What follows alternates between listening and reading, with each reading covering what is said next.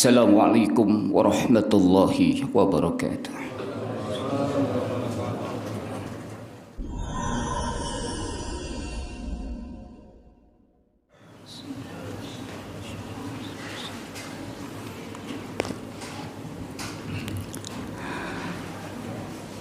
Alhamdulillah,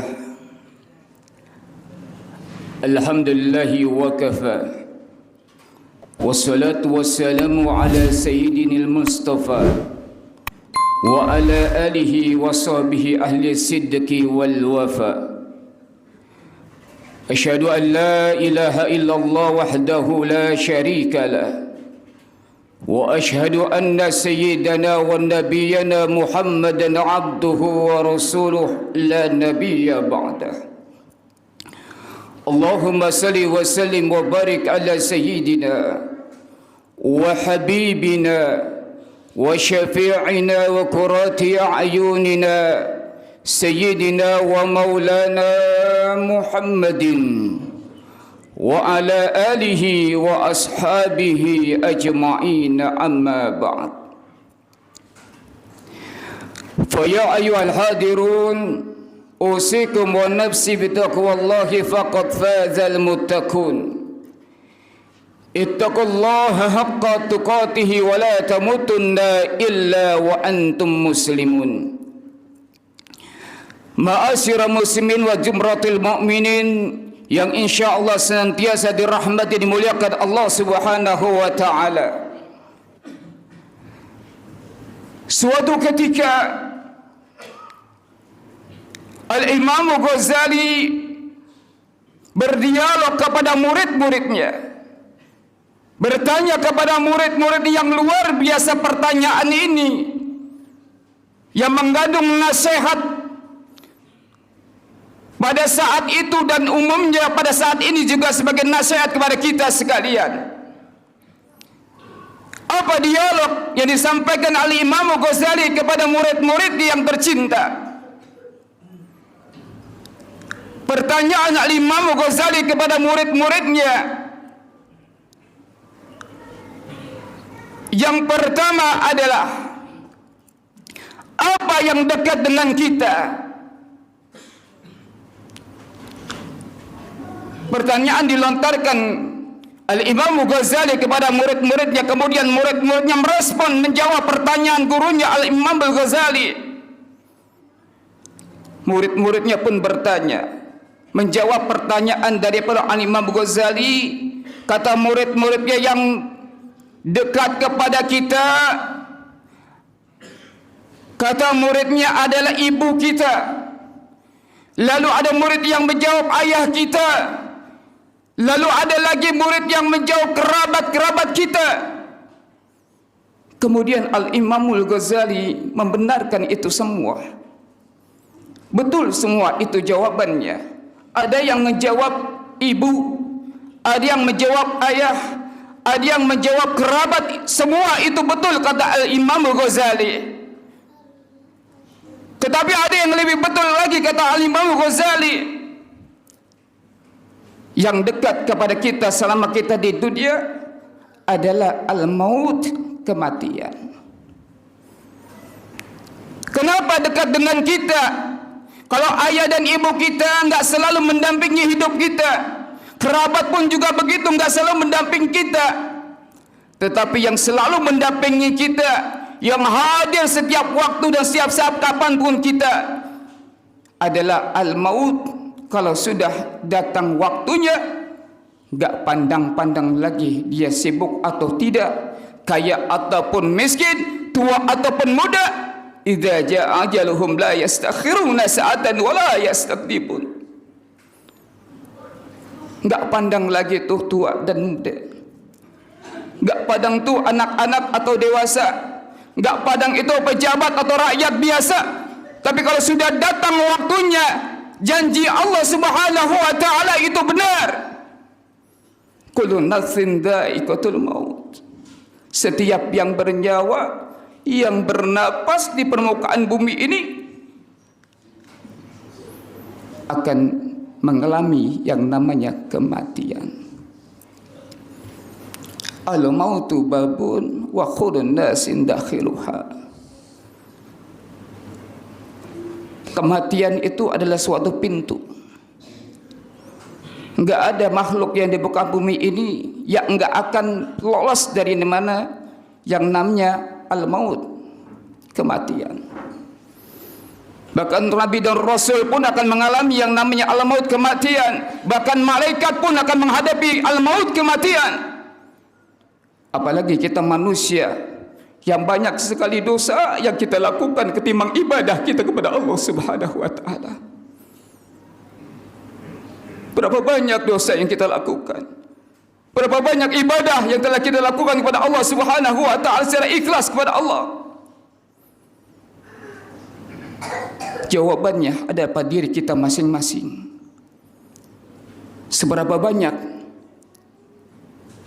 ibadah yang kita lakukan sampai detik dan menit ini daripada umur yang Allah berikan kepada kita.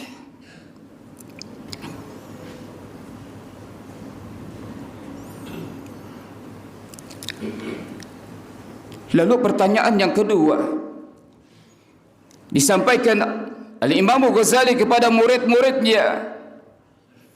Kata Al-Imam Ghazali menyampaikan pertanyaan yang kedua kepada murid-muridnya, ya murid-muridku,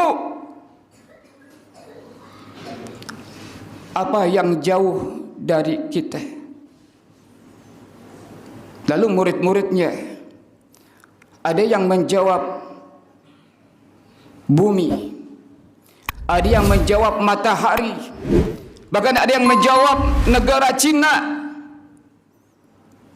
Kemudian Al-Imam Ghazali merespon jawaban daripada murid-muridnya, kalian semua betul, kalian semua benar,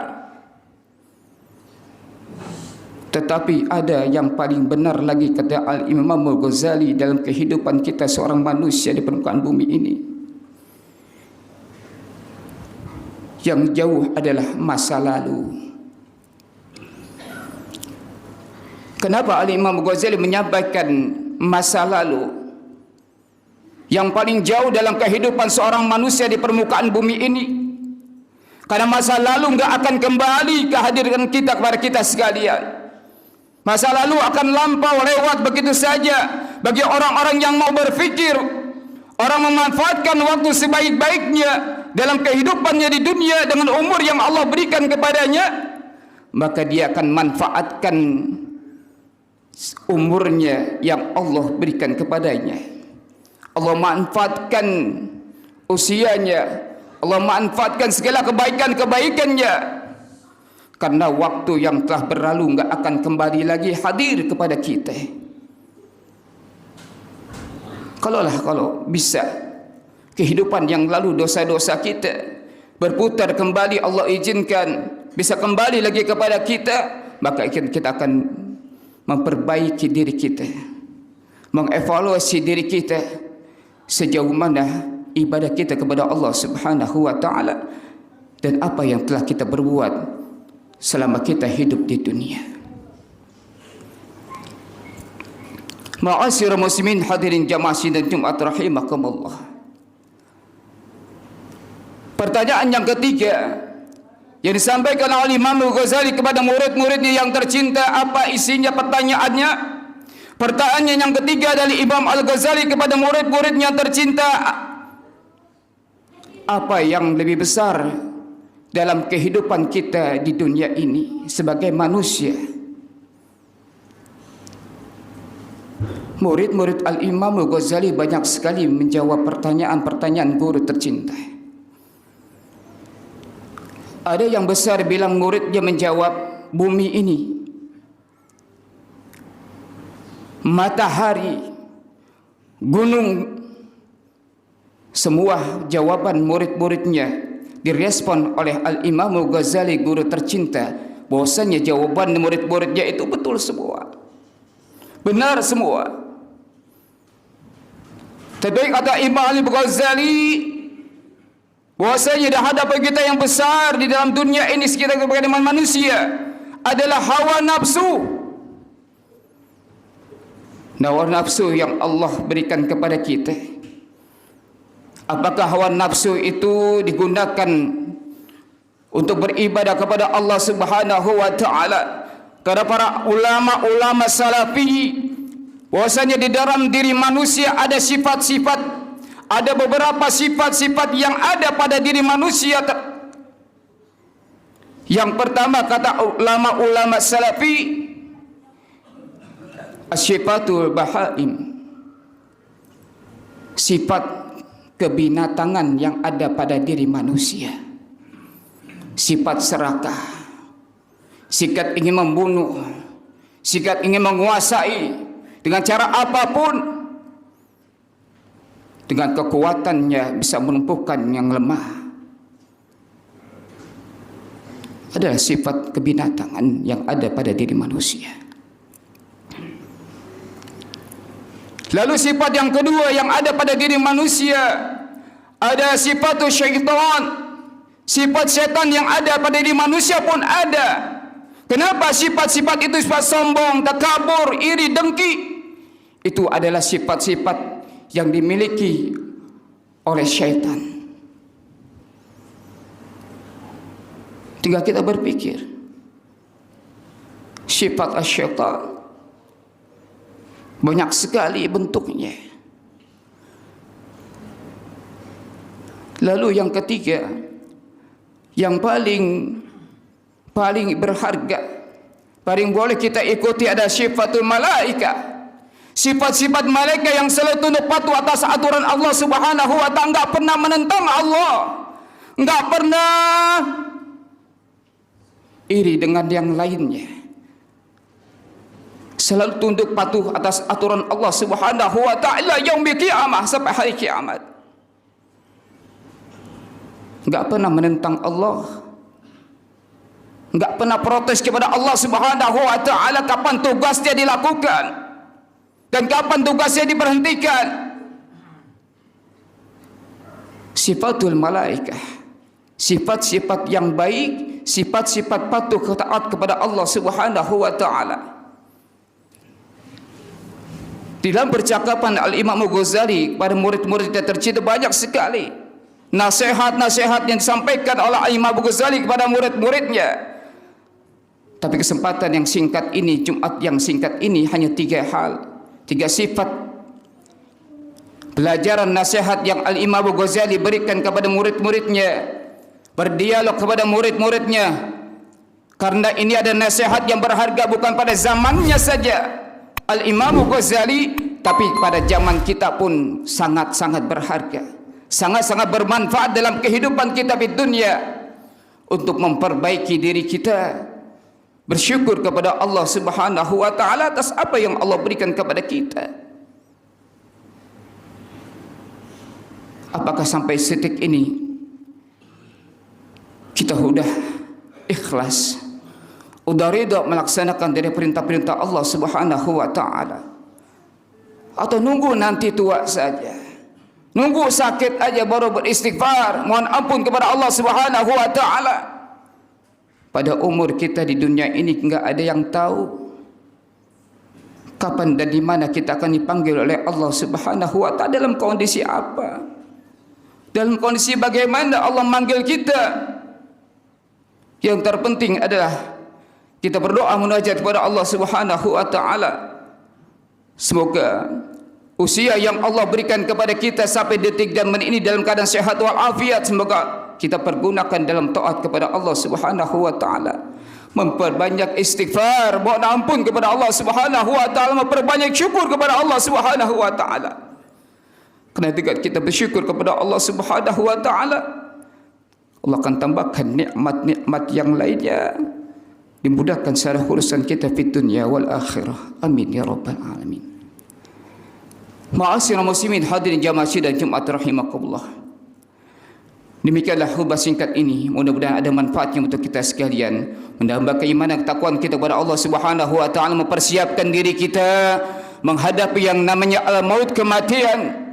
ada perjalanan hidup kita setelah kematian sampai yaumil qiyamah nanti diberikan kemudahan kelancaran oleh Allah Subhanahu wa taala menjadi hamba-hamba yang beruntung di hadapan Allah Subhanahu wa taala, selamat fid dunya wa salamatul fil akhirah. A'udzu billahi minasyaitonir rajim. Bismillahirrahmanirrahim. Wal 'asr innal insana lafi khusr illa alladhina amanu wa 'amilus solihati wa tawasaw bil haqqi wa tawasaw bis sabr. Barakallahu li wa lakum fil Qur'anil 'azim wa nafa'ani wa iyyakum bima fihi min ayati wa dzikril hakim wa taqabbal minni wa minkum tilawatahu innahu was-sami'ul 'alim. Aqulu qawli hadza wa astaghfirullahal 'azim li wa lakum wa lisa'iril mu'minin wal mu'minat wal muslimin wal muslimat fastaghfiruhu innahu wal ghafurur rahim.